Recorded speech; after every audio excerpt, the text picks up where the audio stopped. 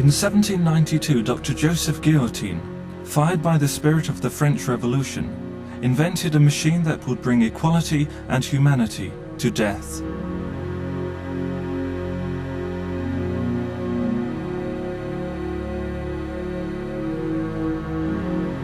The philosophy of the guillotine was that capital punishment would no longer be cruel and barbaric, but clinical and instant. The myth of the humane execution was born. The 20th century began with a bizarre experiment that would explode the myth of the humane execution. In 1905, French physician Dr. Barreau went to the prison house in Montpellier. He made a deal with the condemned bandit Longwy. To test whether the conscious brain survived execution, Dr. Barreau would call for a sign from the severed head of Longwy. Longwy was prepared for the guillotine on July 10, 1905 at 6 a.m.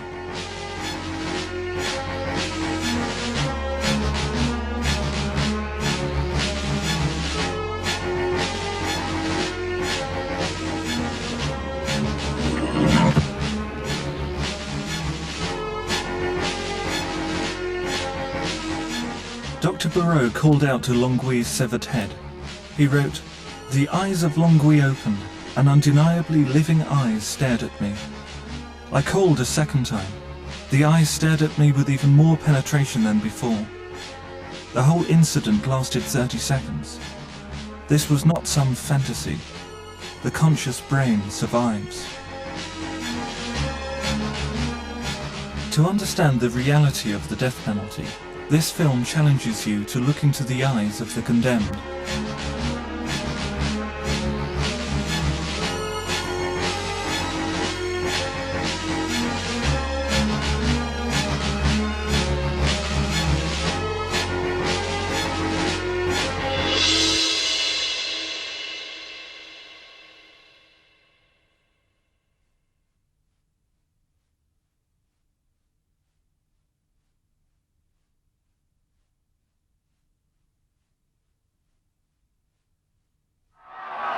Execution at its most basic is a mob act. Before this century, execution was a public event. To frighten and warn the public, the killing techniques used were purposely cruel. Conversely, this century has seen an unprecedented sophistication in the act of execution. Death has been taken from the mob, made efficient. Pursuit of the humane execution has been a hallmark of our time. Great news yesterday. Yeah, they're gonna electrocute them guys. Isn't that wonderful? It's about time we cleared out them maggots. Gonna fry, maggot. You're gonna fry. And them bleeding hearts can't do a thing. Get used to this sound. Think of yourself. Bullshit. Despite a century of science and medicine, execution remains an act of mob revenge.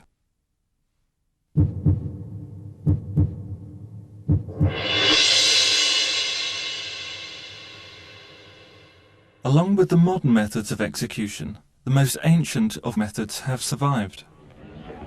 The most populous country in the world began this century an act of mass ritualized beheading. Dignitaries from the Western countries that occupied much of China watched the beheading of the Boxer rebels, peasant revolutionaries who challenged the colonial occupation of China. Beheading continued into the 1920s and 30s, when warlords employed their own personal swordsmen as executioners. Photographers were able to capture severed heads in mid-fall at street executions in Shanghai and Canton. Public beheading in the street was a common occurrence during the political upheavals. In 1929, an American congressional tour found graphic evidence of the practice in Manchuria. The warlords who ordered the beheadings utilized the severed heads as a gruesome reminder of the fate that awaited transgressors. The coming of communism to China in 1949 all but abolished the practice, but beheading lives on in the modern world. 3 states practice beheading today. Saudi Arabia, United Arab Emirates and Yemen decapitate those who have transgressed Islamic laws. The chief executioner of Saudi Arabia is Saeed al-Saif. He has personally beheaded 600 people and cut off the hands of 60 more. These were secretly taken of the beheading of a drug dealer in 1985. Al-Saif says of his work, "After an execution I experience delight and satisfaction, and give thanks to the power which God has given me." In the last 5 years, more than 500 men and women have been beheaded in the Middle East.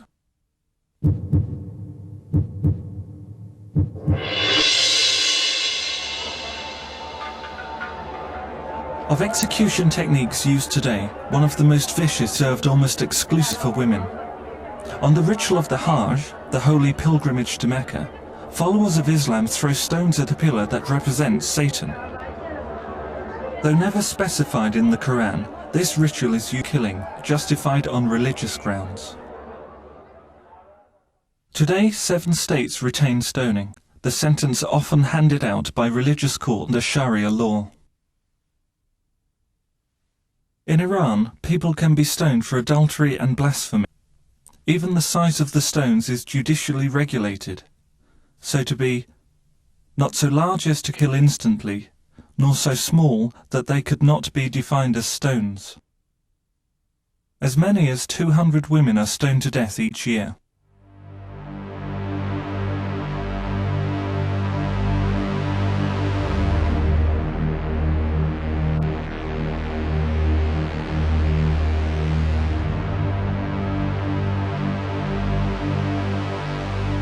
Despite their holy connotations, stonings are violent and brutal.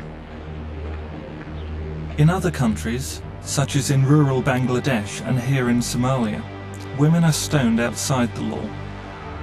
Women who have acted independently are made a public example in the most humiliating way, sometimes stripped of all clothing before being led to their death. Stoning is the opposite of all modern forms of execution. The onlookers are the executioners. There is no distance between killer and condemned. Citizens take responsibility for a killing. Modern governments moved execution behind closed doors. This century, the death penalty has become a bureaucratic procedure. As a result, no longer can an execution be stopped with the words of the Bible. "Let he among you who is without sin cast the first stone."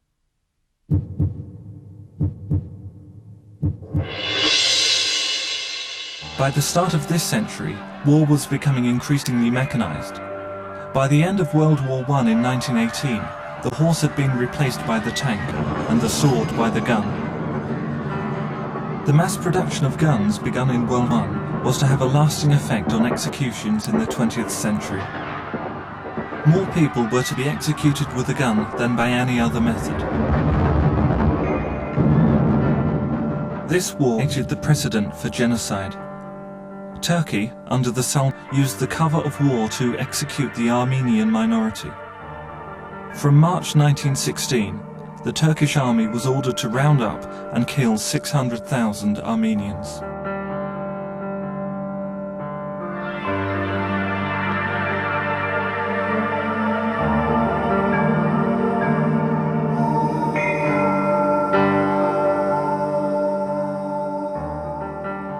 On the battlefield, execution was used to enforce discipline. The British executed 300 soldiers accused of cowardice and desertion. Recently, these men have been retrospectively diagnosed as suffering the mental illness known as post-traumatic stress disorder. In 1994, British Prime Minister John Major refused to give a posthumous pardon to the men wrongly executed. In Russia in 1918, the civil war following the Russian Revolution witnessed wholesale executions by the gun.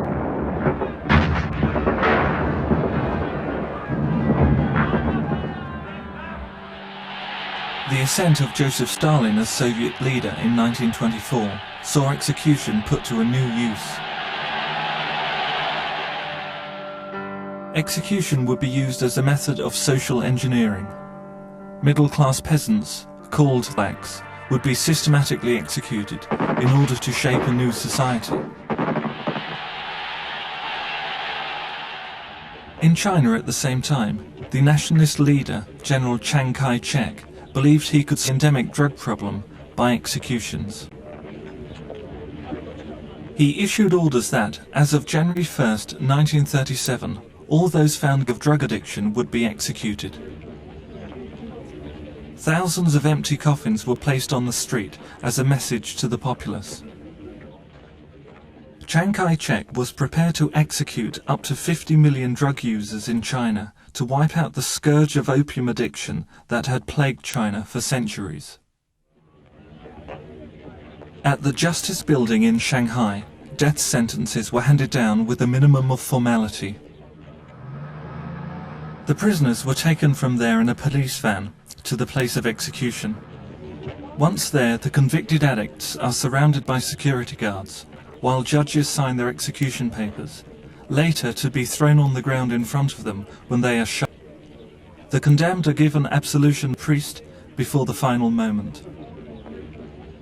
One at a time, they are led to a clearing in the field, where they are neither given blindfold nor a hood. They are dispensed with by a shot to the back of the head. Dozens would be executed in a day. Chiang Kai-shek's use of execution to solve the drug problem failed. However, in 1995, the US government has resurrected the killing of non-violent drug dealers as a method of solving their social problems. 5 other countries also kill drug offenders as a matter of policy. The use of execution as a tool of social policy was to be taken to its horrific limits in Germany from 1933 to 1945. When the Nazi Party came to power, the death penalty was limited to older methods: the gun, hanging, and the guillotine.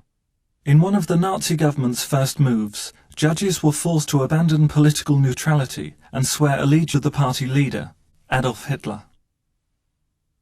On September 15, 1985, judges sanctioned the Nuremberg Laws, legislation which stripped Jewish citizens of all rights under German law. The death penalty was not to be enacted with laws, but by removing people from the law, laws protecting citizens from the executioner.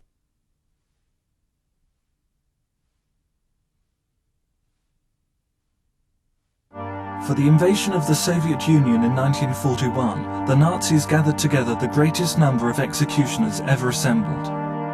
This is Lieutenant Hartwig Nade, a former clerk and leader of the Reserve Police Battalion 101. This Dad's army of mostly middle-aged men policed the conquered lands of the Reich. Nade's men were assembled on July 12, 1942. Their commanding officer told them their real task: to shoot men, women and children.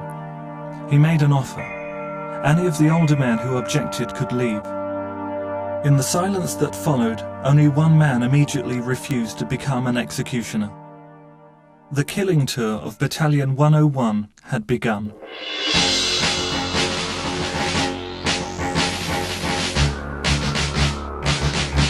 At Joseflau, the battalion doctor instructed how to humanely kill with a shot to the head. But policemen missed shots and became covered in blood. Next month at Lomonoshy, Nade formed a firing squad to distance his executioners from the bodies. As the killing took its psychological toll, the alcohol ration was doubled. By the time the battalion reached Sarakomla, the men were regularly required to kill babies, and most made themselves drunk before loading their guns. From September, the battalion began rounding up Jews to send to the new killing centers. Jews in hiding were rounded up and shot in so-called Jew hunts from July. The killings reached their nadir in 1943. The battalion took machine guns to Majdanek death camp. Officers blared music to cover the shooting as 16,500 were killed in a day. The next day the music moved to Poinatova. 14,000 died. By the time the tour ended, 38,000 men, women and children had been killed by a battalion of less than 500 men. Nade's battalion was just one of at least 16 specialist killing squads that toured occupied Europe in 1940 and 1943. In 1 year, they executed 1.4 million Jews. In August 1941, Hitler's deputy Himmler watched a demonstration by a mobile killing squad in Minsk. Himmler was splattered by blood and recognized the psychological toll shooting was taking on his executioners. Himmler ordered the development of a new killing method, more humane than shooting.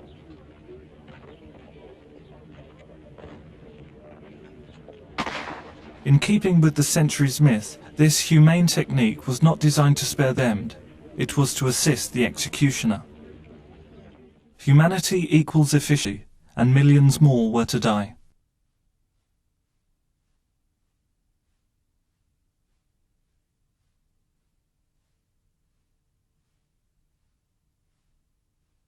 Christian Wirth of the SS Criminal Police answered Himmler's call to make execution humane. Wirth developed sealed vans that could be filled with the poison gas, carbon monoxide. In 1942, Jews were taken to a new camp at Chelmno, where carbon monoxide from motor engines ripped the gun. Tank engines were later installed to make permanent gas chambers, often disguised as shower rooms.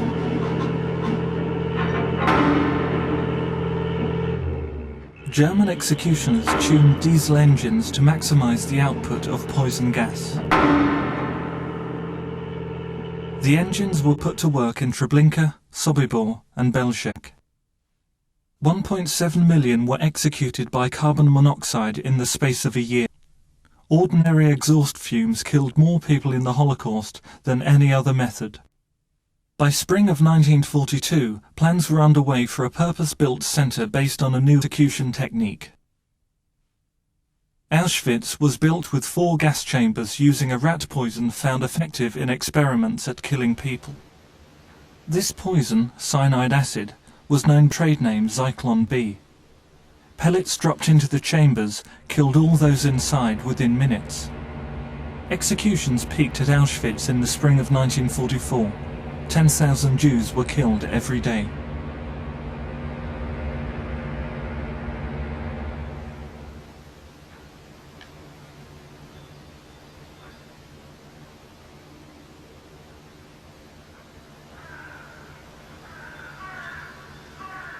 The 120 German staff managed to execute 1.2 million people in 4 months at Auschwitz. Cyanide gas killed 100,000 more at Majdanek. In Nazi Germany, the more humane the executions became, the greater the number who died. During the war, Germany was not the only state conducting mass executions. The Japanese invaders of China executed 200,000 civilians. Allied forces, in their push for Berlin, routinely executed spies. 3 Nazi soldiers caught behind our lines wearing U.S. uniforms during the Battle of the Bulge and sentenced to death. In films made in 1944 but just released, you're about to see the execution of the trio, Billing, Parnasse, and Schmidt.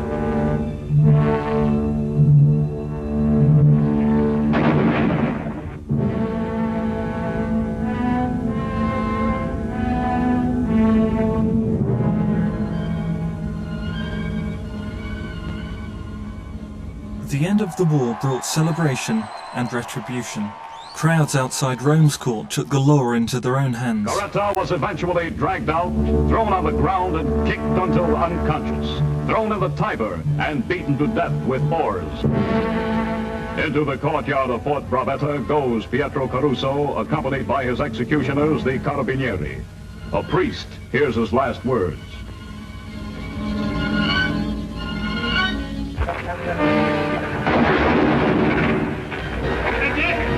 This man, paying with one life, took many lives. There is still a long road of blood ahead in Europe.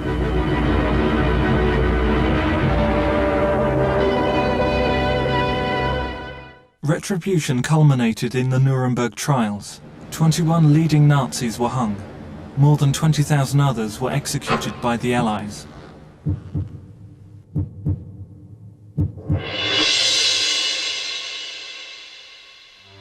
The US government told the world of the horror Nazi gas chambers. However, it seems likely that those Nazi gas chambers were inspired by the US government. In 1924, prison officials in Nevada tested the invention of an army medic, D.A. Turner. They strapped prisoner John Gee into a chair in an airtight chamber and dropped cyanide pellets into it to make him die. By 1992 in California, the process hadn't changed. I don't know how long Robert Alton Harris was conscious, and I don't know how much he felt. To me, it took him 20 minutes to die. Mike, what you saw today, would you label as cruel and unusual punishment? That would be a value judgment I don't know if I could make. It is not a clean, quick, humane way of killing somebody. The horror of Harris's 20-minute execution was the death knell for the US gas chamber. In 1994, a district court judge shut down the San Quentin gas chamber, ruling execution by lethal gas is inhumane and has no place in civilized society.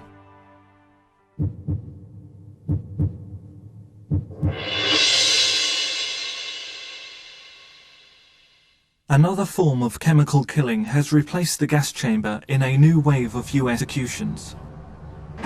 Lethal injection is the most extreme example of this century's attempt to make execution look like medicine.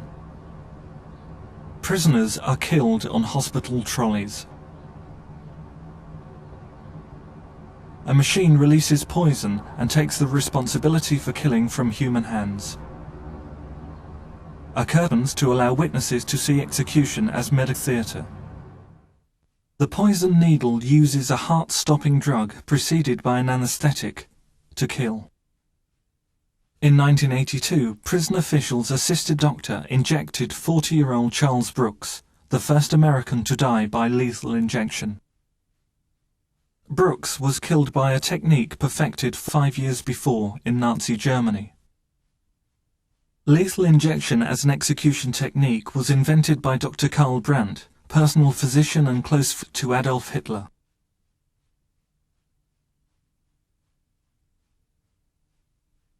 First used this technique on those deemed medically unfit for life in 1939. He was officially authorized to implement a program of mercy deaths in a letter signed by Hitler. Brandt assembled a team of doctors to carry out the T4 program.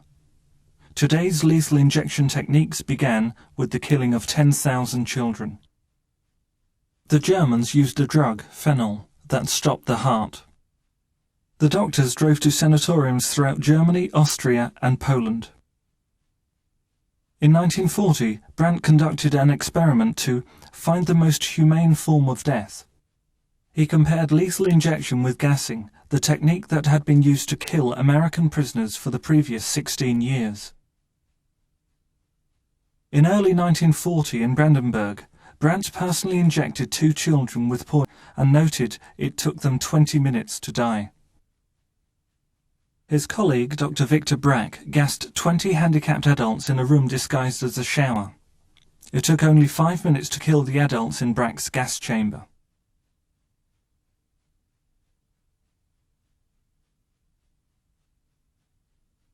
Brandt declared gassing the most humane form of death. 6 centers were equipped with gas vans, gas chambers, and crematoriums to burn the bodies of the executed. In 6 years, German doctors killed 275,000 retarded people by gassing or lethal injection. In the US today, doctors are again recruited for an execution program using lethal injection. In the decade from 1982, 133 prisoners have been killed. Some have been retarded and mentally ill. The legacy of Dr. Brandt lives on in 23 states of America today.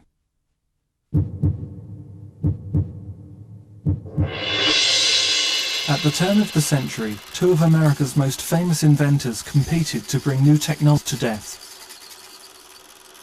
Thomas A. Edison was inventor of the electric light bulb and champion of direct current electricity supply. His rival, George Westinghouse, favored alternating current electricity. In 1889, a government commission in New York decided electrocution was more humane than hanging. Electrocution began using Westinghouse's AC current, much to the annoyance of Edison, built different electric chairs and filmed this execution in 1901. The novel crossover of technology and death spread like a craze. Electric chairs were installed in more than a dozen states. The electric chair became a celebrity. Newspapers vied to photograph the first woman to die in the chair, the front page image taken with a camera strapped to a shoe. States even commissioned mobile chairs. Former criminal Jimmy Thompson operated Mississippi's portable chair, killing 9 men in 9 months in 1940. After 100 years and more than 1,000 victims, the American technique is now steeped in ritual.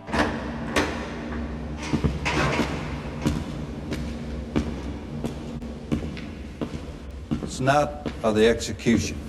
This is Virginia's state electric chair. Time is 11 o'clock.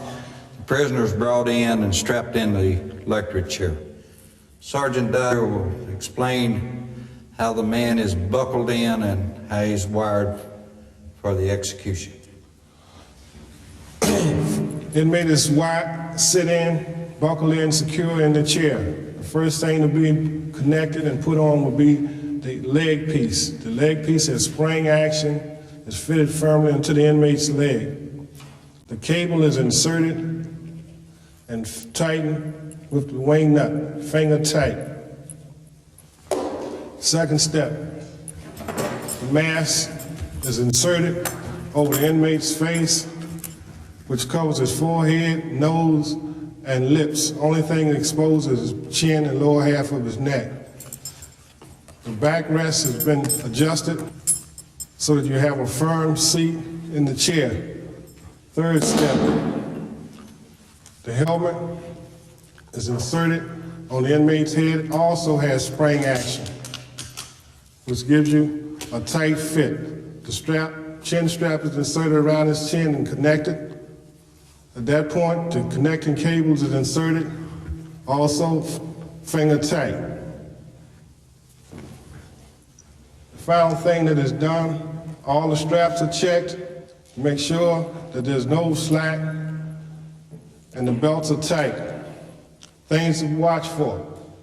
An inmate with a larger body build will take more amperage to kill him.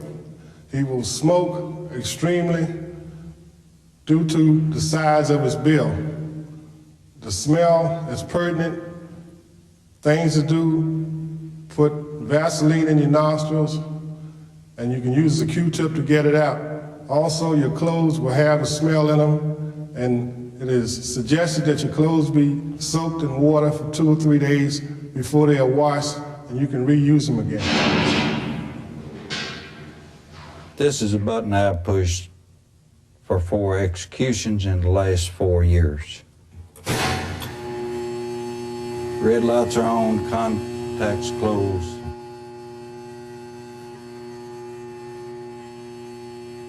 If it was being an execution right now, I would be able to see the inmate is slumping back in the chair. Blisters would be coming on his legs. Smoke would be coming from the body. This machine runs for 55 seconds. It'll kick off for 5 seconds and then kick on for 55 seconds. And the victim at the last 55 seconds should be dead. Although developed as a humane execution device, death in the electric chair often amounts to little more than torture. The condemned take up to 18 minutes to die. The eyeballs may pop from the sockets, spouting blood, and the electrodes burn through to the skull. US politicians want more executions. We want Congress to enact the steps needed to expand the death penalty, not sometime, not someplace, but across our great country, America, and I mean now. France, whose killing machine began the myth of the humane execution 150 years before, was tiring of its executioners. Shun, lonely. He is Anatole Joseph Francois de Blair, the national executioner of France. he has executed at $200 a head every man condemned to death in France.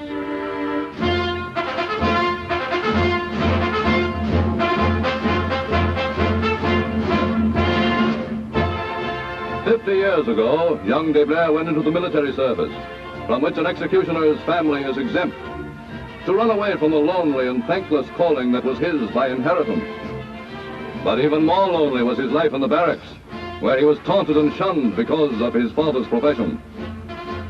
Quitting the army, he resigned himself to following his family's grim tradition." De Blair went on to kill 350 people before his death in 1939, heralding the end of public guillotining. The French government doubled its execution rate over the next 10 years. As elsewhere, killing in secret encouraged the regime to step up its execution rate. Adolf Hitler surpassed the guillotine's bloodiest reign, the terror after the French Revolution.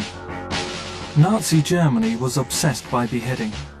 From 1933 to 45, there were 16,500 guillotinings. In one period, 10,000 heads fell. A single Nazi executioner decapitated 1,400 victims. After the war, in France, doctors again began to look at severed heads in a follow-up to the work of Dr. Barreau.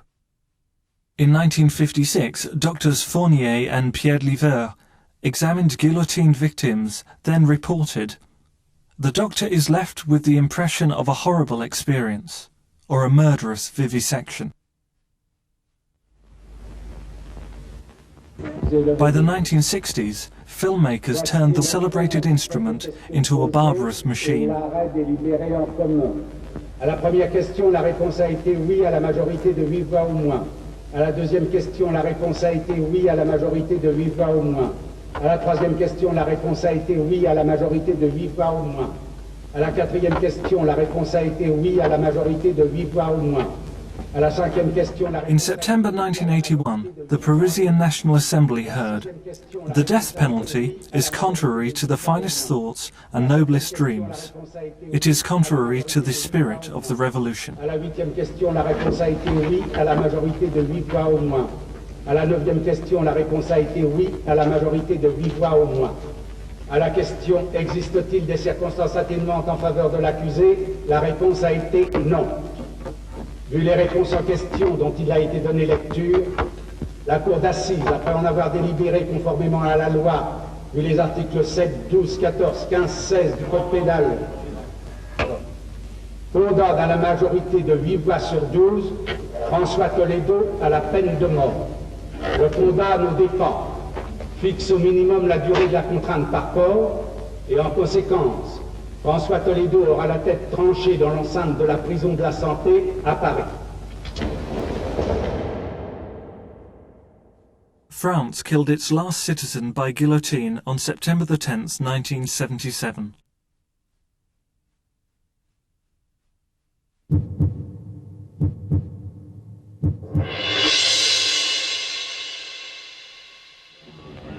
Following World War II, the power of military government to shape execution techniques. The firing squad, run on military lines, was used to bolster regimes and curb opposition. The Cold War between the Soviet Union and the United States was fought by proxy in small countries, where the superpowers trained executioners to suit their own ideals.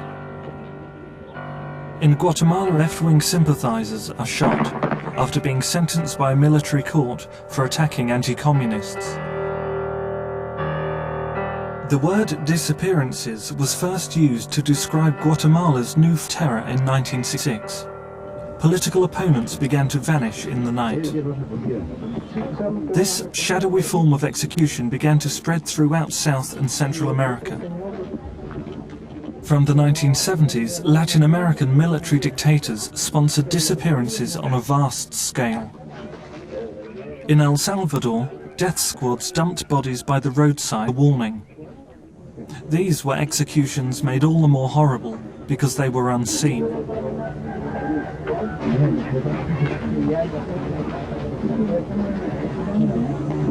Friends and relatives would be left to identify the executed bodies as best they could. It is estimated that up to 200,000 people have disappeared in South American countries in the last 25 years, and thousands more in other parts of the world.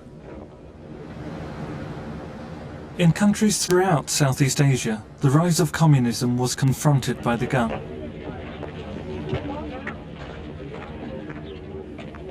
In South Vietnam, a communist infiltrator under guard is led to the firing post, where he will shout political slogans to the end.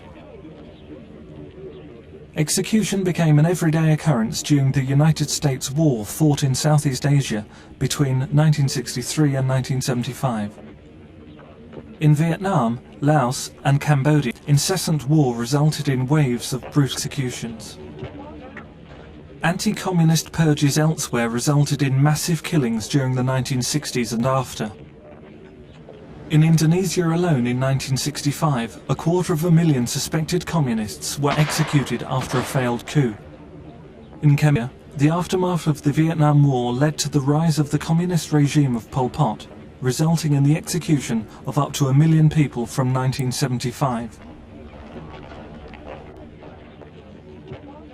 The final act of the execution was for the doctor to look into the eye of the condemned to see that the job had been done.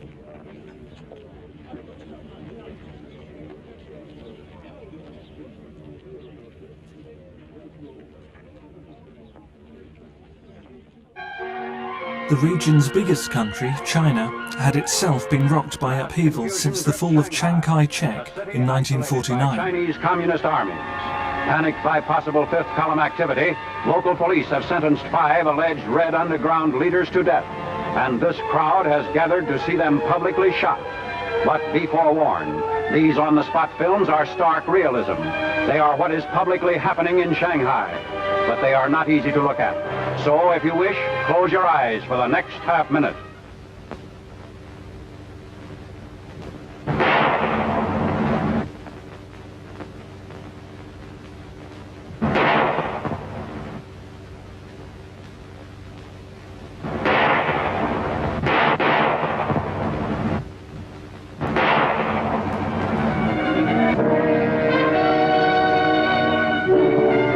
The shooting's over. The crowd surges past the dead bodies. Within 3 days, at least 17 men have been executed thus, on busy street corners. In China, executions are still part of public life. Up to 10,000 people are killed each year, often after public parades of those about to be executed. The prisoners are killed in a traditional Chinese manner, a single pistol shot to the back of the head. Executions are now becoming big business. This ambulance leaves a Shanghai hospital. On board is a team of doctors carrying the instruments to extract organs from prisoners immediately after their execution. Offenders under 25 are preferred. The Chinese believe it is a way for them to repay their debt to society. In a hospital in central China, a patient is receiving a transplant operation. Doctors say 90% of the organs used come from executed prisoners. In Shanghai, an export business began selling these organs to wealthy patients in the West. The birth of modern Africa has been bloody and violent.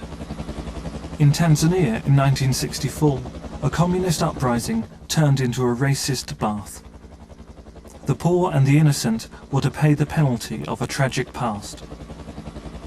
Arab families were taken to a cemetery turned into an extermination center. Rebels aimed their guns at women and children, while trucks ferry bodies deep into the jungle.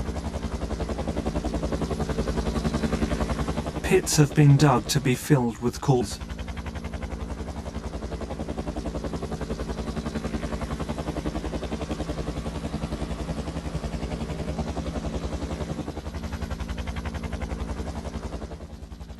Those who escape the roundup flee into the ocean, pursued by their executioners.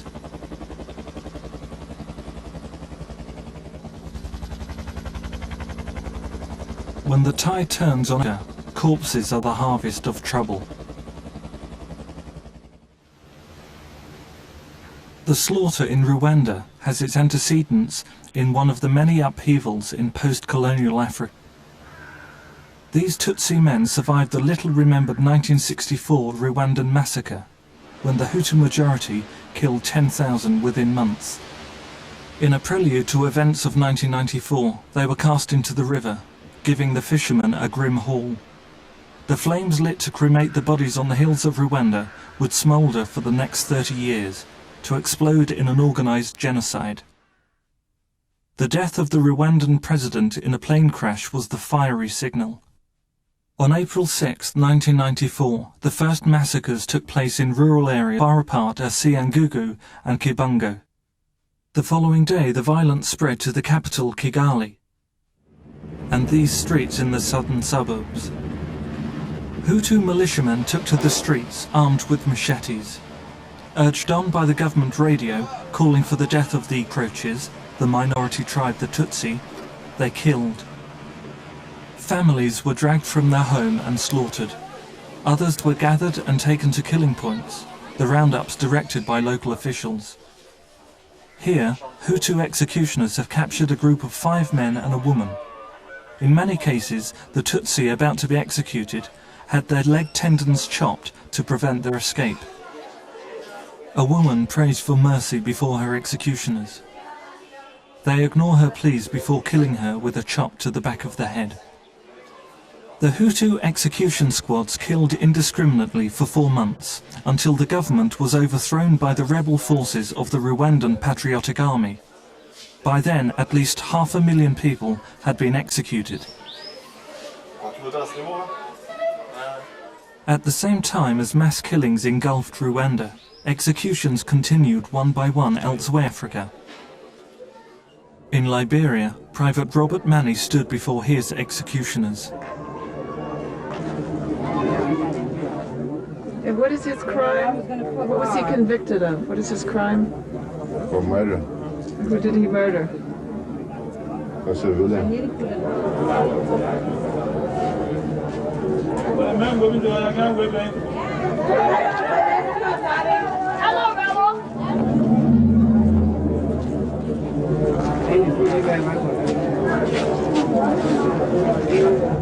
Do you think you deserve to die? You're nodding your head for no. It's not the route for me to die. I will die. From the time I joined the office of Liberia, I had no bad record. I had no bad record in the army. But now the law saying that I'm guilty. So for the reason they are going to kill me. Well, I joined the army to protect life and property. I'm alone from my mother. I had no sister, I had no brother. And my mother born me. And I'm the only son for her. I left my mother in 1987. When I thought she haven't laid on me. What do you father at? No, what a man father.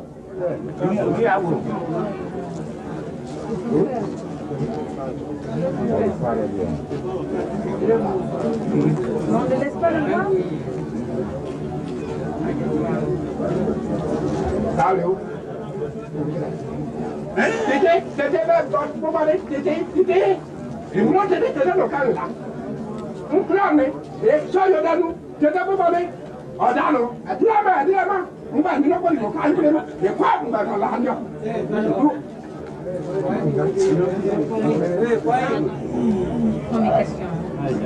Hello, how are you again today? Can we ask you a couple of questions, General Bell? Yes, with pleasure. First of all, are you making an example of Private Mani? Yes. During the war in 1990, the AFL was accused of committing atrocities, tribal killings, massacres, Ophelia, let me etc. just come right back. All of these were just fabrications. to tarnish the good reputation of EFL. Yeah, okay. I mean, we want to tell you that we're not afraid of the press or the public that we executing this man. Gentlemen, you're looking at this man, you're looking at him. It means that you must follow order. Follow order. If you are not assigned in the place, please follow order. Don't just jump out and go say you're going loot, you're going here, you're going there. You're looking at this man, we're doing it. It's not that we are happy to do it, but we have to do it because the law has to take a code. I'm going to pray for you that your soul will be to God. I mean, we can't have it. We finished blessing the poor already. Into the hands of commitment spirit. God receive your spirit. And on the right hand of the Father, do not reign. Pleading for mankind. You commit his soul and the spirit into your care.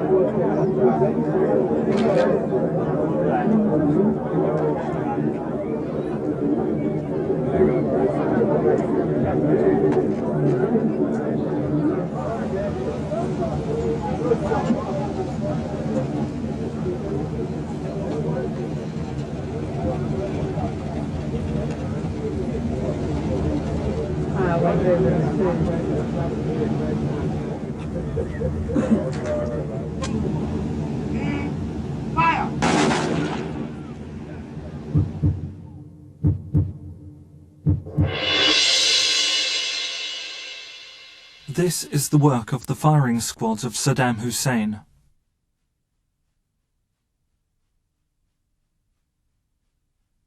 Friends and family of the victims stole these images from the torture chambers of his defeated regime after the Gulf War. Saddam Hussein's use of execution as a means of control has been brutal and widespread.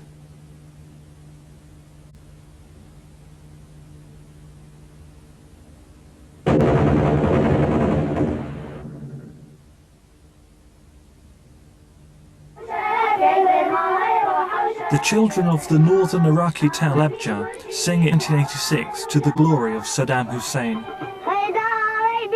Their small farming town, a bustling place of Kurdish life, was to them the symbol of death. This picture shocked the world in 1988. An unknown father and child gassed to death by Saddam Hussein. This is their story. Omar Hamas Salih was a farmer and a quiet family man. He lived in Halabja with his 7 children, the youngest daughters Vian, Shilan and Nian, and his twin baby sons Ahmad and Mohammad.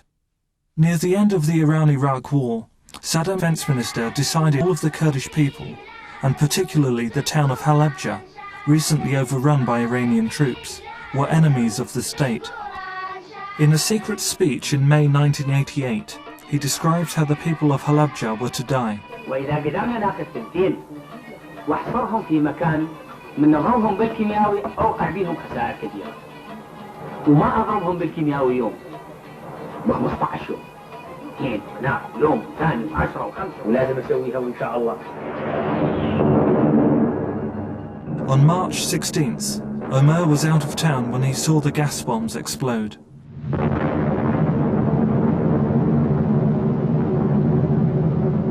He ran to his house through the gas streets.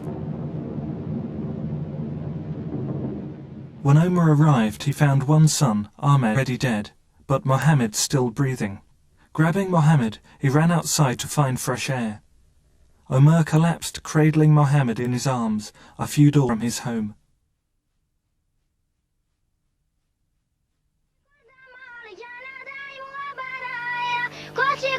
More than 5,000 men, women and children were executed in the gas at Halabja, including, it is believed, most of these children who had sung for Saddam.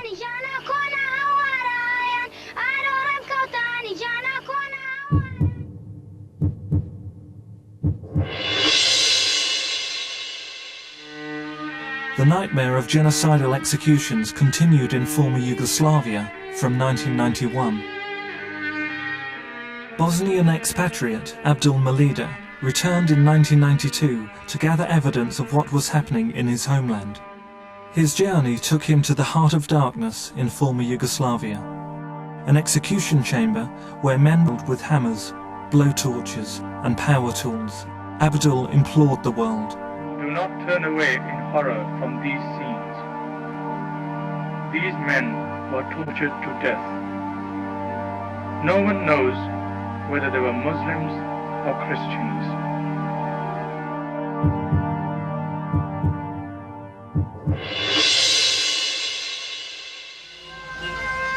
In the outskirts of Beirut, militiamen of the Hezbollah, one of the warring factions during the Lebanese civil war, arrive with a prisoner under guard.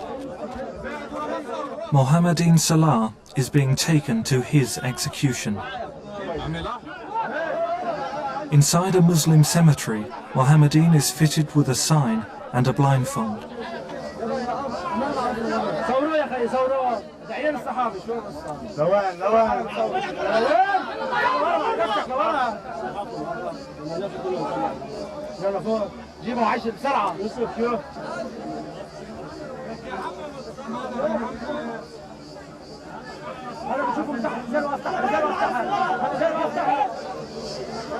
He is bound by the feet and hands by the men who had found him guilty of a car bombing in a trial held without legal judge or jury.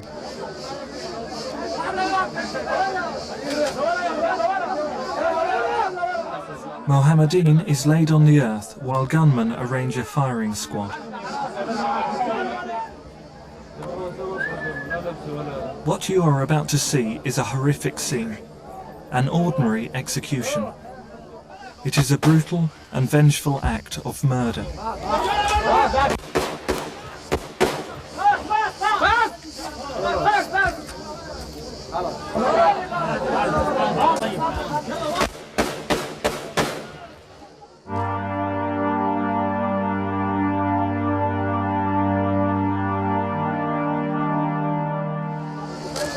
Shot 4 times, Mohammadine continues to defy his executioners.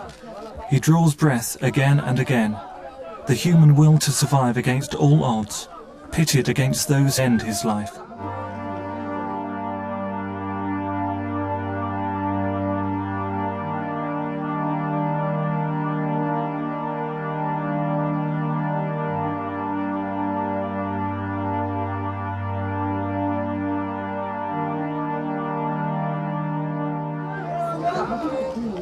Whether a man dies by a needle on a trolley or a jolt in an electric chair, the ultimate suffering of death is the same as Mohammadine's.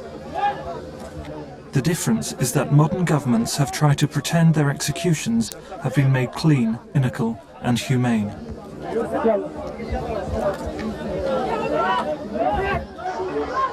After the killing, Mohammadine's mother weeps for her son.